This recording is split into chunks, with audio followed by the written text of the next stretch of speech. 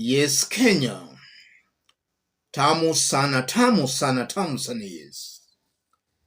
About 2 days ago, Rigathi Gachagua shocked some Kenyans when he said he called the government's majority leader in the Senate, Arun Cheruiyot, 4 times, but Cheruiyot never picked his calls. Later, Cheruiyot informed him that he was at Bomas for the bipartisan talks. And the remarks by Rigathi Gachagua carries a deeper meaning, which I want to explain in this video. Listen to Rigathi before we continue. Rais huyu Aaron Cheruiyot nilikuwa nimempigia simu jana mara 4, hakushika simu yangu. Baadaye nikamuuliza, akasema alikuwa kwa mazungumzo. Nikamwambia hii mazungumzo mnaliga naye zitaisha, mtarudi tu hapa mkute sisi pahali mlituacha kwa maendeleo. Sasa wewe Karinda na Cheruiyot murigie sisi mko kwa mazungumzo, hiyo mazungumzo itafika mwisho, kwa sababu ile mazungumzo ya maana ni hii mambo ya bolea.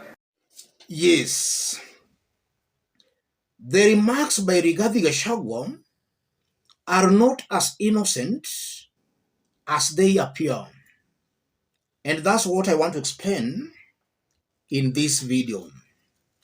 What does those remarks means and portends?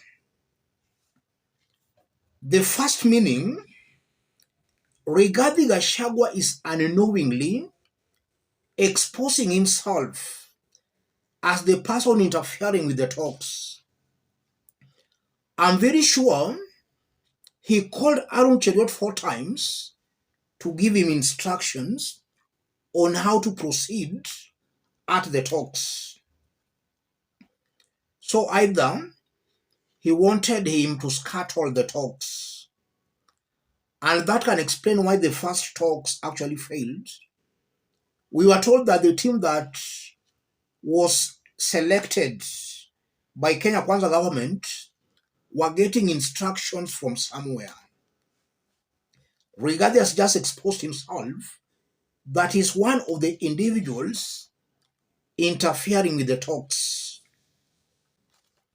And then secondly, the mere fact that Arun Cheruiyot was not able to pick his calls confirms that Rigathi Gachagua is going to find it very hard in the coming days. It seems to appear now that those in the negotiation talks are only getting instructions from a particular quarter in the government. And in this case, most definitely, directly from William Ruto and the Farouk Kibet, that line, not Rigathi Gachagua. And that goes on to confirm that Rigathi Gachagua might soon find himself a backbencher in Kenya Kwanza government. Things will be happening without his knowledge. He will just be reduced into a spectator. And going on what we saw today, where William Ruto met American Senator Coons, who met Raila Odinga about 2 days earlier, that confirms that the talks are happening at high levels beyond Rigathi's reach. So he'll soon find himself a spectator in Kenya Kwanza government. Something also coming out very clearly, I'm seeing a likely possibility where already Rigathi has realized that he's being isolated. I don't know why he could not iron that out with Arun Cheruiyot, why he had to come out in public to make those sentiments. I'm seeing a Rigathi Gachagua who is sending an indirect warning to William Ruto and his team. And the warning in this case is that we are watching you.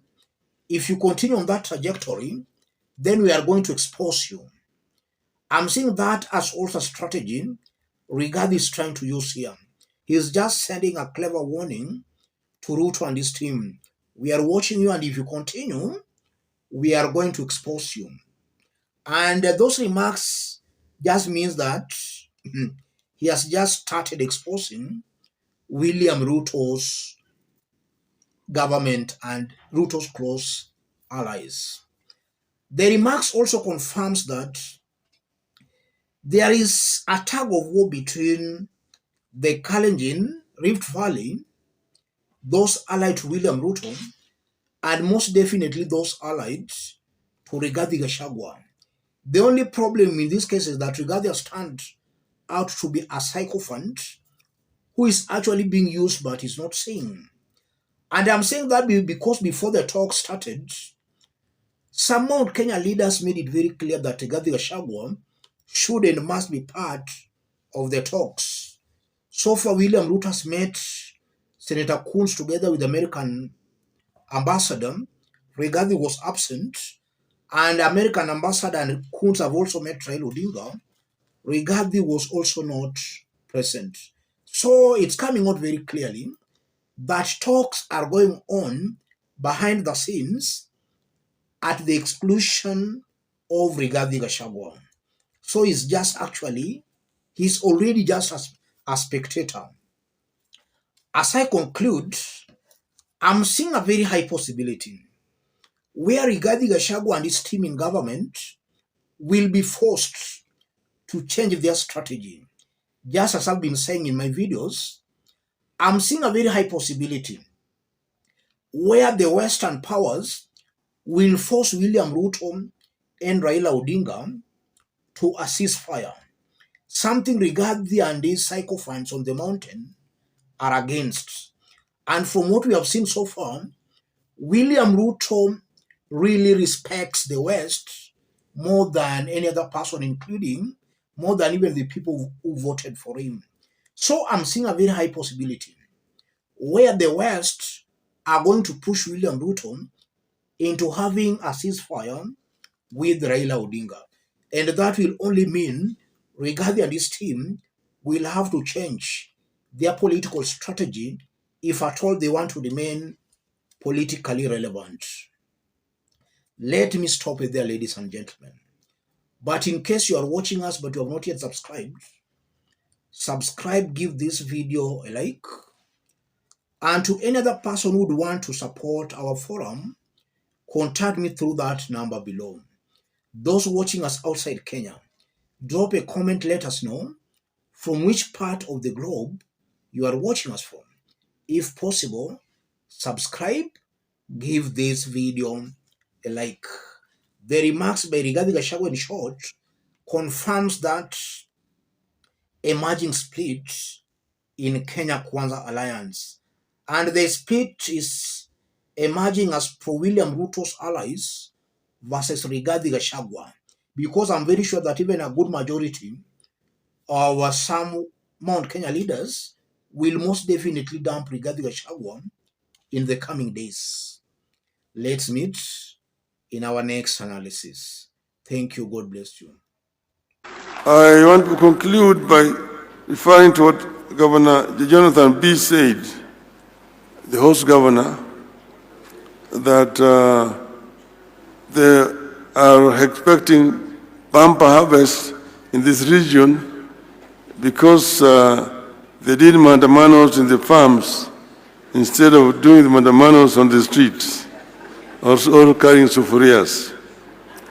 I want to tell him that this katiba that we have is a product of mandamano.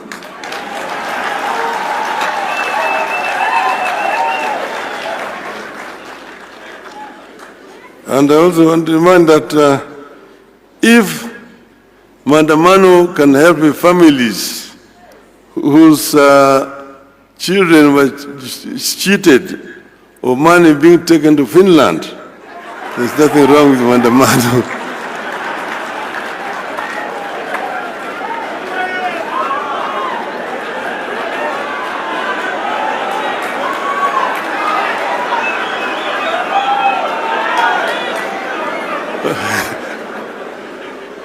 What is wrong is police brutality.